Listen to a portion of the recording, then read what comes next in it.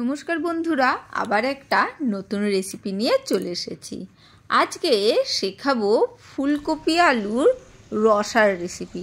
এইটা একটাও পেঁয়াজ দিইনি, এই রেসিপিটার মধ্যে একটুও পেঁয়াজ নেই। তার বদলে কি দিয়েছি? আলু, এখানে ফুলকপি আর দিয়েছি পেঁয়াজকলি, কড়াইশুঁটি আর টমেটো একসাথে কেটে রেখে দিয়েছি। দেখতেই পেলে কীরকম সাইজে। তারপরে এখানে সর্ষের তেলের মধ্যে আমি ডুমো ডুমো করে কাটা আলুগুলো ছেড়ে দিচ্ছি। এগুলোকে হালকা করে ভেজে নিতে হবে। তোমরা তোমাদের সাইজে আলুর দমের মতো বড়ও করতে পারো। খুব বড় করলে রসা টাইপের সেই রেসিপিটা হবে না, তাই পারলে একটু ছোটই কাটবে। এখানে আমি আলু ভাজতে ভাজতে ফুলকপিগুলো দিয়ে দিয়েছি। ফুলকপিগুলোকেও আলুর সাথে হালকা করে ভেজে নিলাম। আর ফুলকপিগুলো জলের মধ্যে ছিল, দেখতেই পেয়েছিলে প্রথমে। ওইটা একটু উষ্ণ গরম জলের মধ্যে একটু লবণ দিয়ে আমি ফুলকপিগুলোকে রেখে দিয়েছি। জানোই ফুলকপির মধ্যে একটু পোকা থাকে, ভালোই থাকে, যেটা সবসময় চোখে ধরা পড়ে না।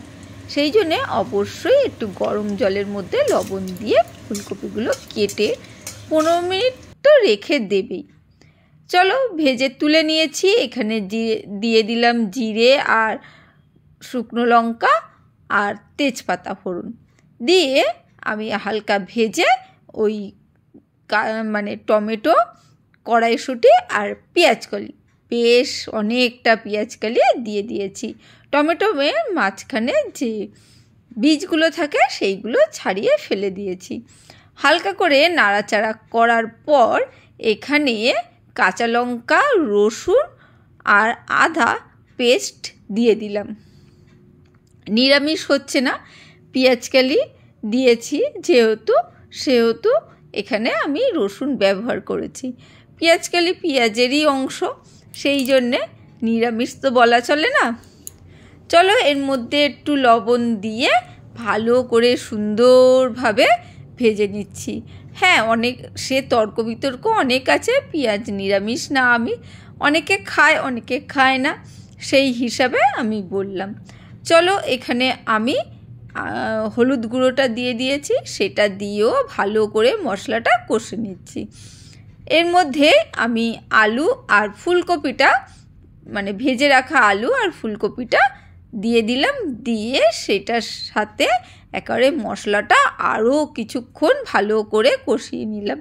একটু ধৈর্য সহকারে মশলাগুলো সুন্দরভাবে মিডিয়াম ফ্লেমে ভাজতে হয়, না হলে যে কোনো তরকারিরই স্বাদ আসে না। সেই জন্যে সময় ধরে বেশ কিছুক্ষণ ধরে মশলাটা কষিয়ে নিতে হবে। যারা নতুন বন্ধু দেখছো তাদের অবশ্যই অনুরোধ রইল একটু লাইক, কমেন্ট, শেয়ার করার জন্যে। আর ভালো লাগলে চ্যানেলটাকে অবশ্যই সাবস্ক্রাইব করে দিও। একটু চিনি দিয়ে দিলাম, দিয়ে সেই মশলাটাকে আর আলু ফুলকপিটাকেও ভালো করে কষিয়ে নিতে হবে সুন্দর করে।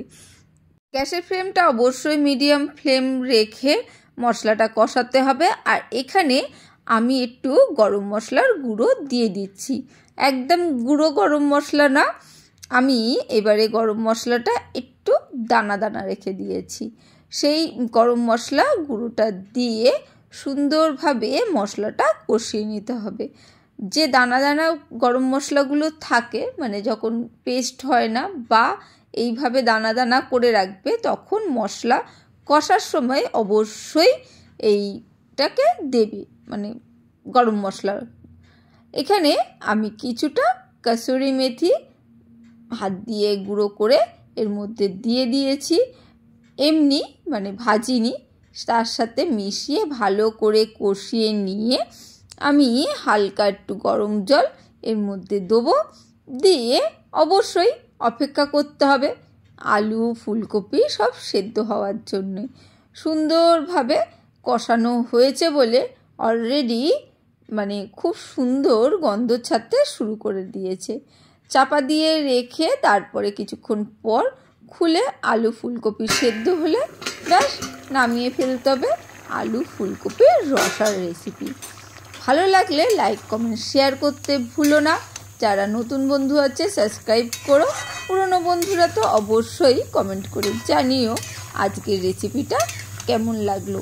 তোমরা কি কোনো দিন এইভাবে ফুলকপি আলুর রসা খেয়েছো? না খেয়ে থাকলে অবশ্যই বানিয়ে খেও। শীতের দিনে রুটির সাথে দারুণ কিন্তু জমে যাবে। চলো আজকের জন্য টাটা বাই বাই, আবার দেখা হবে অন্য কোনো দিন অন্য কোনো ভিডিওতে।